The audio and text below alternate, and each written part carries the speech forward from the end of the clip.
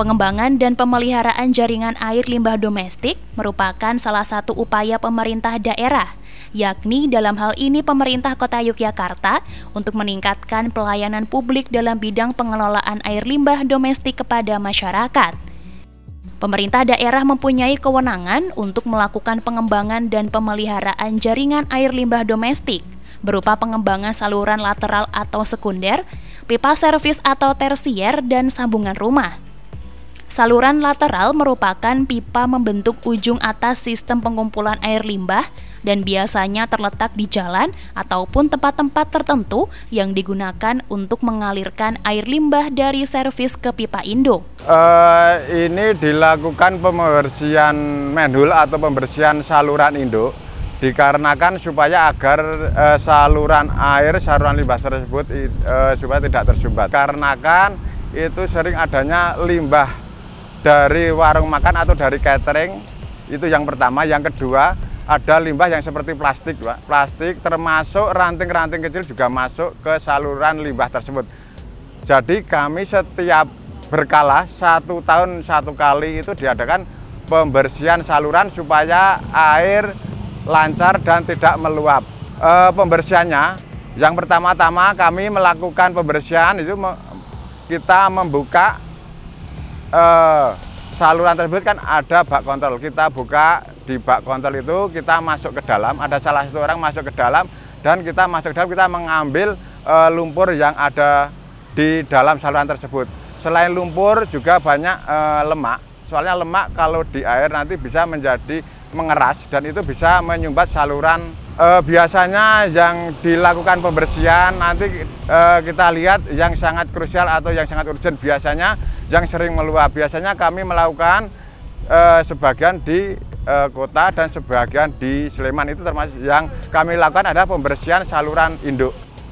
Kendalanya sampah terlalu banyak, Mbak. Sebenarnya saluran air limbah itu kan endapannya cuma lumpur, tapi kalau di Yogyakarta ini endapannya banyak seperti plastik, botol-botol plastik. Mungkin saya kira kesadaran warga di Yogyakarta itu belum 100% sadar akan saluran air limbah. Kebanyakan hampir 20% sampah yang masuk, sampah plastik masuk ke saluran itu hampir 20% masuk ke saluran, Mbak. Saya kira masyarakat harus sadar kalau pentingnya saluran air limbah. Kami mohon kepada warga-warga pemakai saluran air limbah, saya minta kalau ada plastik atau botol-botol bekas jangan sampai dimasukkan ke dalam saluran. Dan saya mohon kepada warga yang mau menyambung, saya mohon izin ke dinas terkait supaya bisa diarahkan yang lebih baik.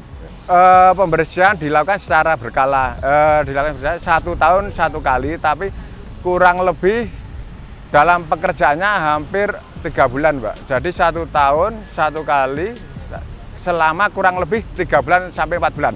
Soalnya ini mencapai wilayah Sleman, Bantul, dan Yogyakarta. Lalu pipa tersier merupakan pipa yang digunakan untuk menghubungkan pipa sambungan rumah ke pipa lateral. Sedangkan sambungan rumah merupakan sambungan saluran pembuangan dari bangunan tempat pemakai yang dihubungkan ke jaringan limbah domestik yang disediakan oleh pemerintah. Selain itu, pemerintah Kota Yogyakarta juga memiliki kewenangan dalam pemeliharaan IPAL terpusat yang berada di Sewon. Pemerintah pusat juga bertanggung jawab dalam pengembangan sarana pengelolaan air limbah domestik di Kota Yogyakarta. Maka pemerintah pusat turut membantu pembangunan sarana dengan membangun saluran induk. Hal ini dilakukan guna memaksimalkan kapasitas pengelolaan air limbah domestik di Balai IPAL terpusat Sewon. Pemeliharaan jaringan meliputi pemeliharaan IPAL terpusat, saluran induk, saluran penggelontor, saluran lateral, dan pipa servis. Hal tersebut telah menjadi tanggung jawab dari pemerintah kota. Contoh pemeliharaan jaringan seperti dengan kegiatan rutin pembersihan jaringan air limbah domestik, perbaikan jaringan saluran air limbah domestik. Kegiatan operasi dan pemeliharaan dilakukan di sepanjang 234 km jaringan yang dipelihara setiap tahun. Tahun depan direncanakan akan dilakukan peningkatan kapasitas sebesar 3 kali lipat dengan bantuan Kementerian Pekerjaan Umum dan Perumahan Rakyat.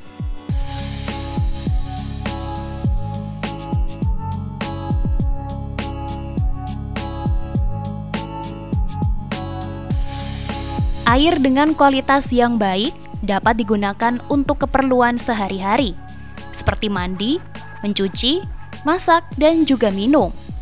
Air minum biasanya diolah dari air baku. Air baku adalah air yang akan digunakan untuk pengolahan air minum yang memenuhi mutu air baku. Air baku yang diolah menjadi air minum dapat berasal dari sumber air bawah tanah, yaitu dari lapisan yang mengandung air di bawah permukaan tanah dangkal atau dalam sumber air permukaan, yaitu sungai, danau, rawa, dan laut. Air yang dipergunakan harus memenuhi syarat-syarat kualitas fisik, kimia, dan biologi yang menjamin bahwa air tersebut akan aman dikonsumsi oleh masyarakat tanpa khawatir akan terkena penyakit bawaan air. Pada aspek fisik dapat diketahui melalui warna air, suhu, bau, rasa, serta kekeruhan. Sedangkan parameter kimia dapat dilihat dari pH serta logam berat yang terkandung di dalamnya. Sedangkan pada parameter biologi dapat dilihat melalui jumlah bakteri yang ada di dalam air.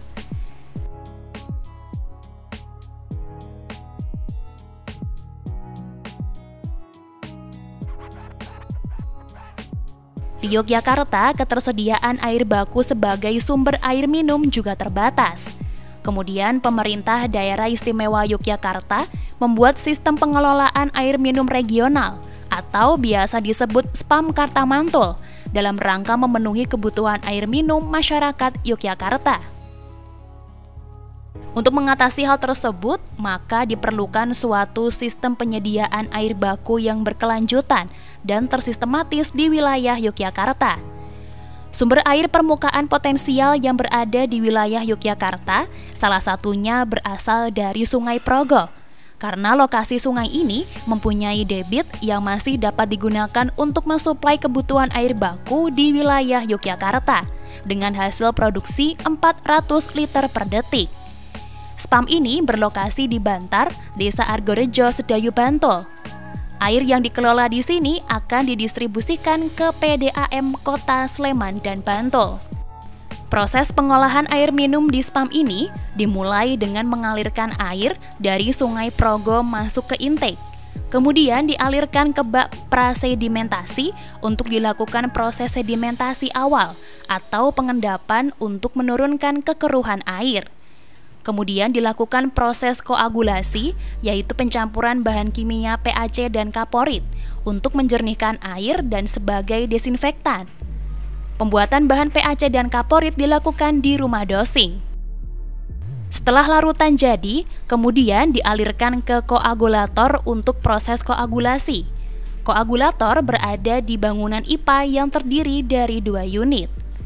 Setelah proses koagulasi, kemudian dilakukan proses sedimentasi agar kotoran dapat mengendap. Setelah itu, air dialirkan untuk proses filtrasi. Tujuannya adalah untuk menyaring partikel yang tidak terendapkan menggunakan media arang aktif, pasir silika, dan pasir kuarsa. Filtrasi diperlukan untuk menyempurnakan penurunan kadar kontaminan seperti bakteri, warna, rasa, dan bau, sehingga diperoleh air yang bersih dan memenuhi standar kualitas air minum. Setelah melewati proses filtrasi, kemudian air diinjeksi kaporit, lalu dipompa ke clear well dalam bentuk air yang sudah bersih dan siap didistribusikan ke PDAM Bantul dan Sleman. Pengolahan air permukaan, pemanfaatan air permukaan dari Kali Progo, kami olah mulai dari intake, terus ke praset. Setelah praset kita olah di IPA, ada IPA 1, IPA 2. Setelah itu ada penambahan untuk bahan kimia. Setelah bahan kimia kita injeksikan, itu nanti ada di clear wheel. Nah, setelah dari clear wheel itu nanti kita operasionalkan atau kita distribusikan ke teman-teman PDAM Sleman, PDAM Bantul, dan PDAM Kota Yogyakarta. Itu terkait dengan sistem yang ada di ini. Terus terkait dengan berfungsinya, ini sesuai dengan undang-undang bahwasanya di negara Republik Indonesia ini kan eksploitasi air tanah itu sudah sebagaimanapun harus dikurangi, sehingga air permukaanlah ini yang dianjurkan ke teman-teman PDAM itu untuk menggunakannya. Ini program dari gubernur ini, dari Pemda DIY ini untuk dimanfaatkan oleh teman-teman dari PDAM Sleman, Kota, dan Bantul. Kapasitas yang ada sekarang ini itu sebesar 400 liter per detik, dan itu dimanfaatkan oleh teman-teman Kabupaten Bantul, Kabupaten Sleman, dan Kota Yogyakarta. Terkait dengan kendala, kendala itu terkait apabila setiap kali ada kerusakan, kan pelayanan tidak boleh berhenti nih. Nah, kami yang sekarang ini masih dalam bentuk UPTD atau masih dalam di dinas, itu kesulitan untuk mendapatkan anggaran yang sesegera mungkin. Nah, itu kadangkala kami harus menunggu dulu, atau kalau di masyarakat mirsani dan lihat itu masih ada yang bocor tetap jalan. Kenapa? Karena anggarannya kan harus kita usulkan ke DPR dulu, kita usulkan ke TAPD dulu, baru ya sekitar 6 bulan atau bahkan 1 tahun anggaran itu akan muncul kembali. Jadi seperti itu kesulitan-kesulitan kita di pengelolaan spam regional Kartomantul ini. Kalau penting setiap manusia membutuhkan air, dan air itu butuh sekali untuk kehidupan maupun berkehidupan. Bahkan di dalam pandemi COVID ini itu peningkatan produksi kita sangat tinggi, karena banyak sekali masyarakat yang mencuci tangan, mencuci segalanya kan. Nah, kami ini ada peningkatan produksi di saat pandemi COVID ini. Kalau target dirancang produksi kami di sini 400 liter per detik. Kalau produksi alhamdulillah sudah sesuai produksinya. Cuman distribusinya itu kadangkala kami masih dikendala terkait dengan trialnya atau jaringan distribusi, dan situ membutuhkan perpipaannya, membutuhkan pompanya. Lah itu kadangkala kami ini masih masih trial and error terkait dengan pendistribusian. Tapi kalau dalam produksi, insya Allah kami dengan air baku yang dari Progo maupun dengan pelayanan yang kami atau pengolahan kami, insya Allah kami kapasitas atau target kami 400 liter per detik sudah tercukupi. Cuman pendistribusiannya dan juga pemanfaatannya. Ya, ini dalam hal ini saya di media ini saya sampaikan ke teman-teman PDAM, monggo lah untuk pemanfaatan ini, air permukaan ini untuk benar-benar dipergunakan dan dimanfaatkan. Seperti yang tadi saya sampaikan, kami harapkan emang air tanah eksplorasi yang teman-teman PDAM itu untuk dikurangi, jadi tidak ditambah tapi dikurangi, dan kami harapkan untuk beralih kepada air permukaan yang kami bangun di Bantar ini. Sebelumnya, air Sungai Progo telah diambil sampel dan dilakukan pengukuran kandungan bakteri E. coli dan coliform di Laboratorium Biologi dan Fisik sesuai dengan peraturan yang telah ditetapkan oleh Kementerian Kesehatan. Selain itu, juga rutin dilakukan pengecekan pH dan juga kekeruhan air dari berbagai sampel air yang diolah.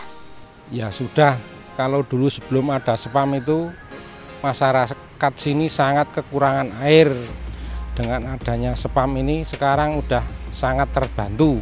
Misalnya dari mulai mandi dulu sering ke kali, sekarang udah ada spam ini nggak perlu lagi ke kali.